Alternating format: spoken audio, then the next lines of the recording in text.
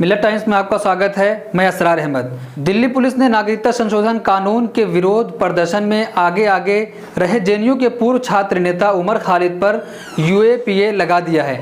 उमर के साथ साथ जामिया के छात्र मीरान हैदर और सफूरा जरगर पर भी यूएपीए लगाया गया है। दिल्ली पुलिस का कहना है कि फरवरी महीने में हुए दिल्ली दंगों के पीछे इन तीनों का हाथ था और इन्होंने ही दिल्ली दंगों की रूपरेखा तैयार की थी। पुलिस का कहना है कि डोनाल्ड ट्रंप के भारत दौरे के दौरान उमर खालिद ने उकसाऊ भाषण दिए थे और नागरिकों से चक्का जाम करने की अपील भी की थी।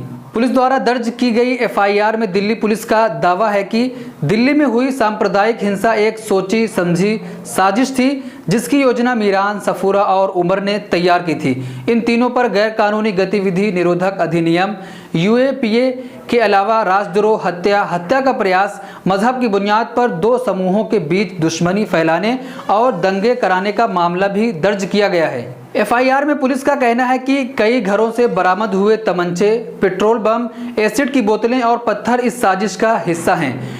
पुलिस का कहना है कि 23 फरवरी को औरतों और बच्चों को जाफराबाद मेट्रो स्टेशन के नीचे इकट्ठा करके रास्ता बंद कराया गया, जिससे आसपास के लोगों में तनाव पैदा हो गई।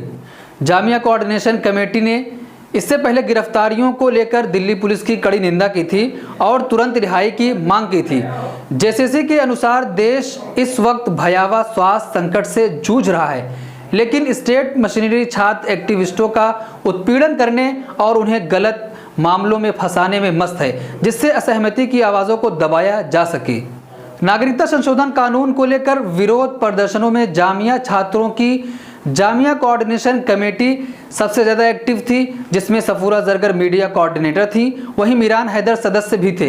इसके अलावा सफूरा जामिया मिल्लिया इस्लामिया यूनिवर्सिटी से एमफिल की पढ़ाई कर रही हैं और मीरान हैदर भी जामिया मिल्लिया से पीएचडी कर रहे हैं और मीरान हैदर राष्ट्रीय जनता दल की यूथ विंग के दिल्ली के अध्यक्ष भी हैं। नागरिकता संशोधन कानून को लेकर लंबे समय से देश में विरोध प्रदर्शन होते रहे।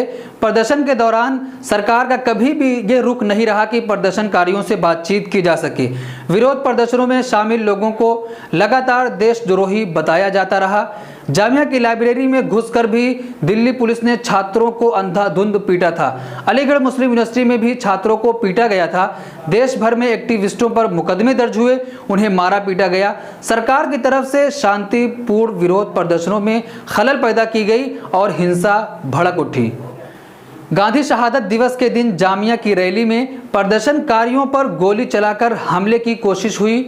देश के प्रधानमंत्री तक ये सांप्रदायिक भाषा इस्तेमाल की कि पोशाकों से दंगाइयों को पहचाना जा सकता है। विरोध प्रदर्शनों के दौरान पुलिस की भाषा भी बेहद सांप्रदायिक और हिंसक बनी हुई थी। फरवरी में जब दंगे भड़के तो देश की राजधानी में हुए इन दंगों में खुद दिल्ली पुलिस की भूमिका सवालों के घेरे में थी। भाजपा नेता कपिल मिश्रा ने दंगे शुरू होने से ठीक पहले कानून अपने हाथ में लेने की धमकी भी दी थी। दंगों के दौरान सामने आए कई वीडियोज में जगह जगह पुलिस को दंगाइयों का साथ देते मुस्लिमों के प्रति उकसाते देखा गया। दंगों के 3 दिन बाद 27 फरवरी को जब काफ़ी तबाही मच चुकी थी और इसे रोकने को लेकर दुनिया भर से काफ़ी शोर मचा, तब जाकर प्रभावित इलाकों में सख्ती से फोर्स और पुलिस की तैनाती हुई और हालात पर काबू पाया गया।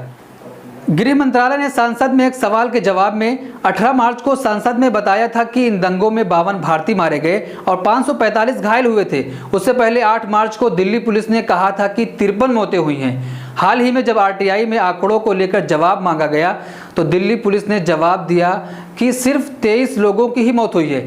यानी दिल्ली पुलिस आंकड़े भी छिपाने की पूरी कोशिश कर रही है। अब इससे दिल्ली पुलिस की गंभीरता का अंदाज़ा भी लगाया जा सकता है। एक अहम बात और ये कि नागरिकता संशोधन कानून, जिसे दुनिया भर के कई देशों ने काला कानून बताया था, उसे लेकर देश भर में चल रहे प्रदर्शनों और प्रदर्शनकारियों को ही निशाने पर लिया जाता रहा। इससे मुसलमानों का प्रोटेस्ट बताया जाता रहा। दंगे में इसी धर्म विशेष के लोगों की सबसे ज़्यादा जानें भी गई और सबसे ज़्यादा इनका नुकसान भी हुआ और अब इन्हीं के पक्षकारों को दंगों का दोषी भी बताया जा रहा है। यहाँ साफ कर दें कि यूँ तो दंगों में सबसे पहले इंसानियत मरती है और जान की कीमत सबकी अहम और बराबर होती है, लेकिन जब एक पहचान पर लगातार हमले हो रहे हों तो ऐसी भी चीज़ें देखने को मिलती हैं और समझना भी ज़रूरी हो जाता है। वैसे पीड़ित पक्ष को ही दोषी बताने की इस पैटर्न का जवाब एक नाम से मिलता है, जॉय टर्की। दिल्ली दंगों के लिए गठित की गई 2 एसआईटी टीमों में से एक की अगुवाई जॉय टर्की कर रहे हैं। जॉय टर्की ने 5 जनवरी को जवाहरलाल नेहरू विश्वविद्यालय में नकाबपोशों के हुए हमले में घायल हुई छात्र संघ अध्यक्ष को ही मामले का आरोपी बता दिया था। टर्की साहब की इन्हीं क्षमताओं को देखते हुए शायद उन्हें दिल्ली दंगों की जांच टीम में भी रखा गया है और जिम्मेदारी उन्हीं पर सौंपी गई है।